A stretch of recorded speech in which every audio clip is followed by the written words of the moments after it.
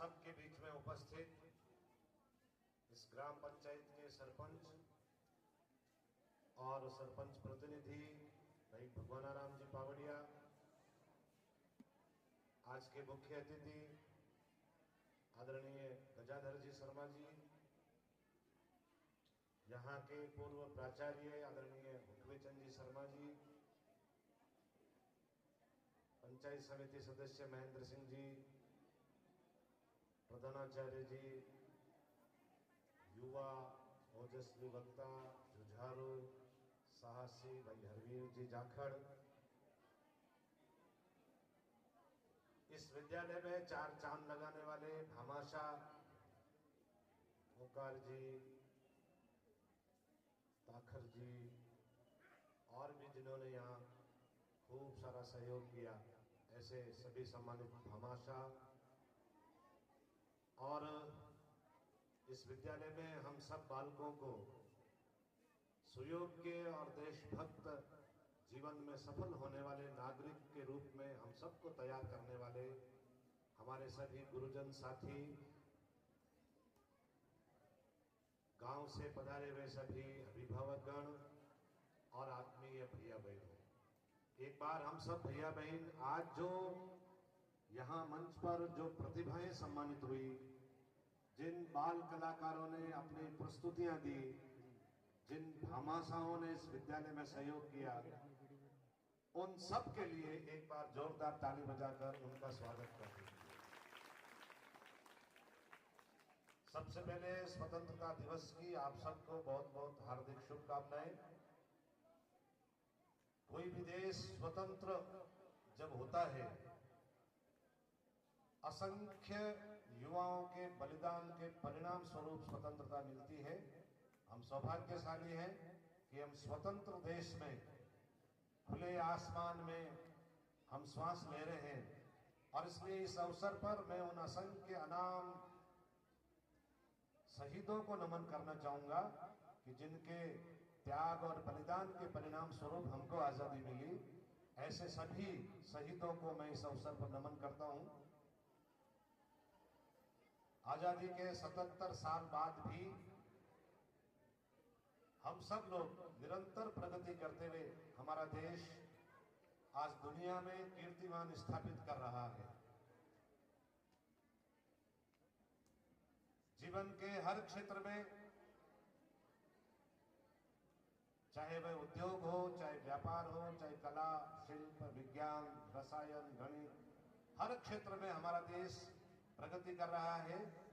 और भारत के प्रधानमंत्री जी की आज दुनिया में किसी भी देश में जाते हैं तो अन्य देशों के राष्ट्राध्यक्ष उनको प्रणाम करने के लिए, उनके ऑटोग्राफ लेने के लिए लालायित रहते हैं। ये हम सब के लिए गौरव की बात है। अभी हमारे मुख्य अतिथि जी ने विद्यालय के बारे में बहुत विस्तार से हम सबको सारी बातें समझा दी थी, और आपने विद्यालय संचालन के लिए 3 मुख्य आधार बताए। मैं एक और जोड़ना चाहूंगा। विद्यालय संचालन में छात्र, अध्यापक, अभिभावक और प्रबंधन जो होता है वो सरकार या हमारे यहाँ की जो प्रबंध समिति है उसमें भामाशाह भी शामिल आ जाते हैं। ऐसे चारों भैया बहन, ऐसे मान लीजिए हम किसी गाड़ी में चल रहे हैं और चारों टायर यदि ठीक है, इनमें से यदि एक भी टायर पंचर होता है, हवा कम होती है, तो गाड़ी रुक जाती है। और इसलिए ये जो विद्या मंदिर है, विद्यालय को हम मंदिर के रूप में मानते हैं। बहुत सुंदर यहाँ का मुख्य द्वार बना है। भैया बहन विद्यालय आते हैं तो मैं कई बार सामने से निकलता हूँ, उस मुख्य द्वार पर प्रणाम करके अंदर आते हैं। ये मंदिर है हमारा विद्या का। यहाँ आने के बाद हमारा जीवन संवरेगा, सुधरेगा, और हम में से ही बहुत सारे भैया बहन, कोई कलेक्टर बनेगा, कोई बड़ा उद्योगपति बनेगा, कोई बड़ा किसान बनेगा, कोई बड़ा राजनेता बनेगा। तो आने वाली भावी पीढ़ी का निर्माण इस विद्या मंदिर में हो रहा है। तो ये हमारे लिए पवित्र स्थान है, और इसकी मर्यादा, इसको और सुशोभित करने के लिए ये चारों जो टायर हैं छात्र, अभिभावक, अध्यापक और प्रबंध समिति ये मिलकर जब काम करते हैं तो हमारी गाड़ी बहुत अच्छी स्पीड से, अच्छी गति से आगे बढ़ती है। छात्रों के लिए एक बात कहना चाहूंगा कि जीवन में हमेशा उत्साह के साथ हम आगे बढ़े। अभी हमारी इस छत पर हम सबको देखकर, हमारे संगीत को देखकर मोर भी नाच रहा है। हमारे यहाँ का इतना संगीत, बालिकाओं के इतने अच्छे नृत्य, ये जो प्रस्तुतियां हुई, पहले मोर सामने बैठा लेकिन उसका भी मन हुआ कि विद्यालय में इतना संगीत का अच्छा वातावरण है, वो भी नाच रहा है, अभी भी नाच रहा है। एक बार ऐसे सारे जो वातावरण जो हमारा है उस पर संगीत का बहुत असर होता है और इसलिए छोटे छोटे भैया बहनों ने जो प्रस्तुतियां दी, इन सब के माध्यम से हमारा व्यक्तित्व निखरता है। जीवन में जब हम आगे बढ़ेंगे, समाज के विविध क्षेत्रों में हम जाएंगे, विद्यालय के बाहर लिखा होता है ज्ञानार्थ प्रवेश सेवार्थ प्रस्थान। जब हम समाज की सेवा के लिए जाएंगे तब हमको यहाँ जो दिया गया प्रशिक्षण है, सिखाई गई छोटी छोटी बातें हैं, कैसे खड़े होना है, कैसे बोलना है, हमारा उच्चारण कैसे हो, हमारे हाव भाव कैसे हो, ये सब जीवन के उस रंगमंच पर काम आएंगे। तब हमारे गुरुजन हमको याद आएंगे। उन गुरुजी कहते थे ऐसा खड़े रहना, ऐसे बोलना। और जब हम आगे जाकर के जीवन में सफल होंगे तो उस समय हमारे इन गुरुजी की मन की जो प्रसन्नता है, आपकी सफलता देख करके ये बहुत प्रसन्न होंगे। गुरुजनों के लिए यही बड़ी पूंजी होती है। आज मेरा विद्यार्थी आईएएस है, आरएस है, आज वो विज्ञान के क्षेत्र में सफल है, तो आप सब सफल होंगे तब इनको प्रसन्नता होगी। तो छात्रों को मैं ये निवेदन करना चाहूंगा कि कभी भी निराश नहीं हो, हार नहीं माने। एक छोटा सा उदाहरण, एक बार किसी खेत में किसी ने कहा कि यहाँ जमीन में सोना है, तो पड़ोसी ने खरीद लिया, सोना है तो हम निकालेंगे। तो उन्होंने खूब खुदाई की उसकी, लगभग 48 फीट उस खेत को खोद दिया, सोना नहीं मिला। वो दोनों छोड़ा, वो सब यूं ही कहा है और यहाँ कोई सोना होता है क्या? निराश होकर बैठ गए। वो दूसरा व्यक्ति आया, उन्होंने कहा यहाँ क्यों खोदा? बोले यहाँ सोना बताया। अच्छा तो हमको दे दीजिए ये खेत। उन्होंने खरीद लिया और उन्होंने जब उसको खोदना शुरू किया तो 2 फुट पर ही सोना आ गया। यानी हम अंतिम क्षण तक निराश नहीं हो, प्रयास करते रहे, प्रयास करते रहे। अभी मुन्नी यहाँ कविता बोल रही थी, मेहनत करने वालों की हार नहीं होती, कोशिश करने वालों की हार नहीं होती। अंतिम दम तक जो हमने जीवन में लक्ष्य तय किया है, जब तक प्राप्त नहीं हम करेंगे तब तक रुकेंगे नहीं। स्वामी विवेकानंद जी ने भी कहा है युवाओं के लिए कि हम उठो जागो और जब तक लक्ष्य प्राप्त नहीं हो रुको नहीं। जब तक हमने अपना लक्ष्य प्राप्त नहीं कर लिया तब तक रुकेंगे नहीं। किसी भी प्रकार की सुविधाओं की चिंता करने की बजाय हम संघर्ष करते रहे, परिश्रम करते रहे और जो परिश्रम करते हैं निश्चित रूप से सफल होते हैं। इस विद्यालय की हम सब भैया बहन सौभाग्यशाली है कि ऐसी युवा अध्यापकों की टीम है हमारे पास। सारी दुनिया में हमारा देश युवाओं का देश है। 65% युवाओं का आबादी वाला हमारा देश है, दुनिया का कोई देश नहीं। और इसलिए आप सब भाग्यशाली है कि यहाँ युवाओं की अध्यापकों की टोली है और जो युवा होते हैं वो नई सोच वाले, उत्साह वाले, नए नए प्रयोग करने वाले, सृजनकर्ता, प्रयोग धर्मी, ऐसे अध्यापकों की हमको टोली मिली है। और जो गजाधर जी हमको कह रहे थे, बहुत प्रकार की प्रतियोगी परीक्षाएं पार करने पर 20 लाख लोग परीक्षा देते हैं, तब कोई 15,000 20,000 लोगों का चयन होता है। ऐसे योग्य लोग हमको पढ़ाने के लिए मिले हैं, तो इनके द्वारा बताई गई बातों को हम अपने जीवन में उतारें, कभी बुरा नहीं माने।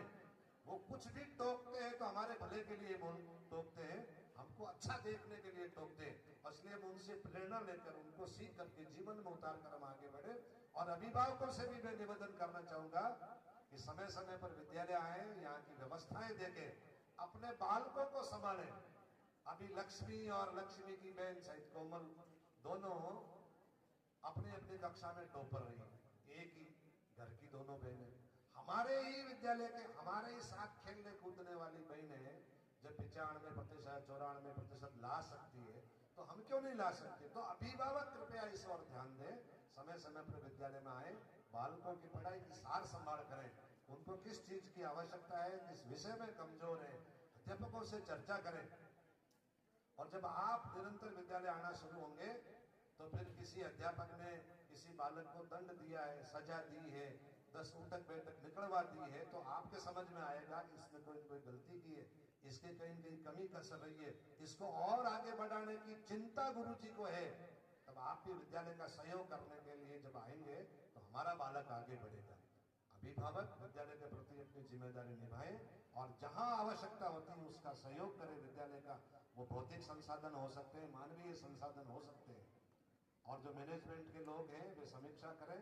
मैनेजमेंट में सरकार भी है। अभी जब प्रतिवेदन पढ़ रहे थे तब हमारे यहाँ भूगोल के व्याख्याता नहीं है, पीटीआई नहीं है, तो इसके लिए भी प्रबंधन समिति के जो लोग हैं, मैं सरकार के साथ जुड़ा हुआ व्यक्ति हूं, मैं भी प्रयास करूंगा कि इन दोनों पोस्टों पर हमारे यहाँ कोई न कोई व्यक्ति आए और हमारे बालकों को और लाभ मिले।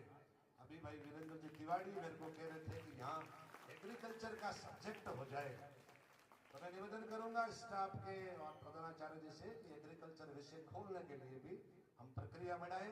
जितना सहयोग मैं कर सकता हूं, हम सब लोग मिलकर के हमारे यहाँ के बालकों को एग्रीकल्चर संकाय की भी, कृषि विषय की भी पढ़ाई मिल सके, ऐसा मैं सहयोग करने के लिए प्रयास करूंगा।